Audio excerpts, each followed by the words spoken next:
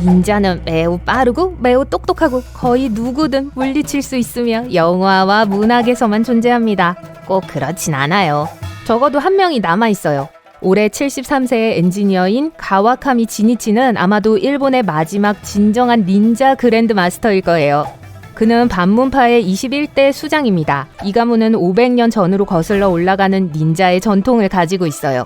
그리고 22대 수장에게 기술을 전수할 계획이 없기 때문에 지니치가 마지막 수장이 될 것 같습니다. 일본 민담에 따르면 닌자의 조상은 반은 사람이고 반은 까마귀였던 악마라고 합니다.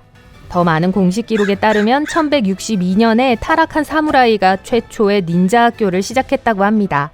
일본이 격동의 세기를 겪고 있을 때 닌자 문화는 번성하고 있었습니다. 불명예스러운 사무라이나 귀족이 아니어도 닌자에 입문할 수 있었어요. 대부분의 닌자는 자신의 재산을 보호하기 위해 기술이 필요한 농민과 농부였습니다. 여성 닌자는 무희나 하인으로 변장해 적에게 접근의 비밀을 알아내곤 했죠. 이후 일본이 안정되면서 닌자 훈련은 인기가 떨어졌지만 가와카미 가문과 같은 일부 가문이 여전히 전통을 고수하고 있습니다. 지구상의 마지막 닌자는 6살 때부터 조상들의 고대 기술을 배우기 시작했어요. 그는 화학, 날씨, 심리학을 마스터했고 물론 신체적 기술도 개발했습니다. 그는 양초 심지를 바라보며 자신이 양초 안에 있다는 느낌을 받을 때까지 집중력 연습을 했어요. 또한 바늘이 바닥에 떨어져도 눈치챌 수 없을 정도로 뛰어난 청력을 단련했습니다. 또한 더위와 추위, 고통과 배고픔을 견디는 훈련도 받았죠. 벽을 오르고 높은 곳에서 뛰어내리고 화학물질을 혼합했습니다. 훈련이 매우 힘들었지만 삶의 일부로 익숙해졌다고 기억합니다. 19세의 지니치는 공식적으로 마스터가 되었고 스승으로부터 비밀 두루마리와 도구를 받았습니다. 그가 기꺼이 세상에 공개한 한 가지 중요한 비밀은 닌자가 된다는 건 무력을 사용하는 것보다 사람들을 방심하게 만드는 것이라는 점이에요. 그는 오늘날의 현실에서 모든 닌자 기술을 익히는 것은 불가능하다고 믿기 때문에 누구도 그랜드마스터로 임명하지 않기로 결정했습니다. 하지만 그는 자신의 기술 중 일부를 전수했고 제자 중 한 명은 현재 그 지식을 다른 사람들과 공유하고 있어요. 가와카미는 현재 일본에서 박물관을 운영하며 현지 대학에서 닌자의 역사에 대해 연구하고 있습니다.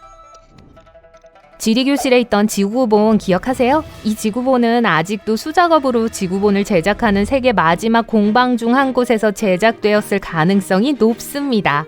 이 지구본은 가격이 매우 비쌉니다. 180만원짜리 미니 탁상용 지구본에서부터 8,900만원짜리 가장 큰 모델까지 다양해요. 런던 북부 뒷골목에 숨어있는 스튜디오인 벨러비 앤드 컴퍼니에서 지구본을 제작하는 장인들은 최대 1년 동안 지구본 제작에 몰두합니다. 수세기에 걸친 공정을 단계별로 따라가려면 많은 노력과 기술, 인내가 필요하죠. 이 회사의 설립자는 이 과정을 마스터하는 데 약 2년이 걸렸으며 지금도 매일 계속 배우고 있다고 합니다. 그는 아버지의 생일을 위한 지구본을 찾다가 실패한 후 영감을 받아 공방을 시작하게 되었다고 해요. 현재 스튜디오에는 지도를 디자인하는 지도 제작자부터 세부 묘사를 하고 테두리와 해안선에 음영을 입히고 모든 붓질이 정확한지를 확인하는 아티스트까지 20명이 넘는 직원이 일하고 있습니다. 벨러비는 지구본이 수세기 동안 지속될 수 있는 재료와 기술을 관리한다고 말합니다. 지구본을 주문하면 여행 경로나 중요한 장소가 강조 표시된 맞춤형 지구본을 만들 수 있어요. 인도 남부 도시 첸나이에 자리한 이 건물은 그냥 지나칠 수도 있지만 한 번쯤 들러볼 만한 가치가 있습니다. 이곳에서는 1927년부터 매일 한 팀이 세계에서 하나밖에 남지 않은 손으로 쓴 신문을 만들기 위해 노력하고 있어요. 팀은 3대에 걸쳐 바뀌었지만 우르드워 서예의 고대 예술을 보존한다는 동일한 사명을 가지고 있습니다. 현재 6명이 무살만에서 일하고 있습니다. 선풍기 2대, 전구 3개, 튜브 조명 1개가 전부인 작은 방에서 각자 맡은 일에 전념하고 있어요. 신문은 매일 저녁 발행되며 4페이지로 구성되어 있습니다.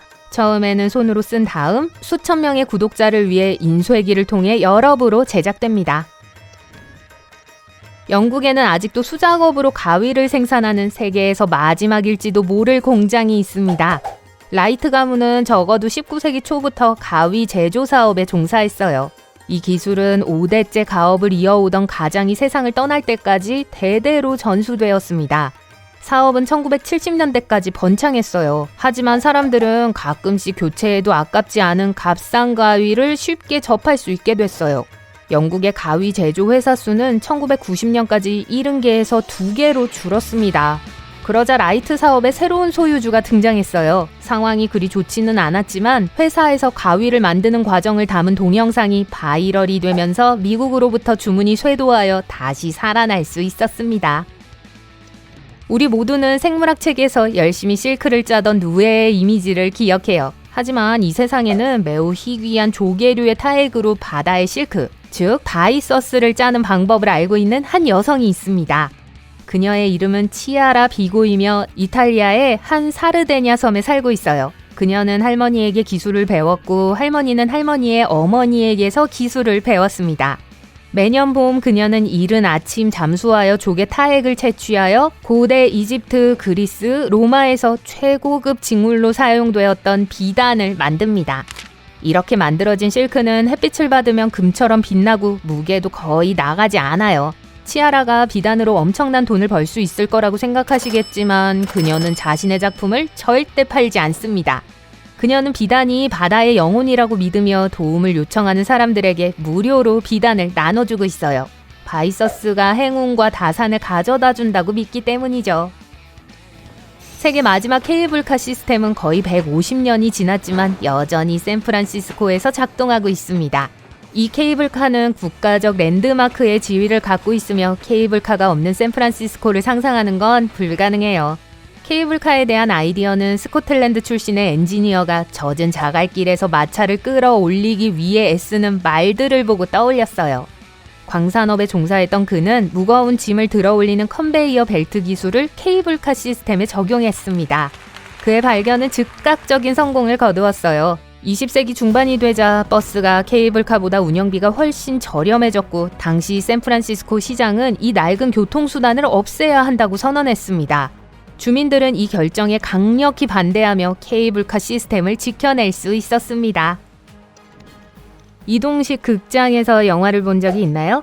이동식 극장의 아이디어는 1960년대 영국에서 등장했습니다. 당시에는 극장이 엔지니어링 회사를 돌아다니며 생산성 향상 방법에 대한 비디오를 상영하는 것이 목적이었어요.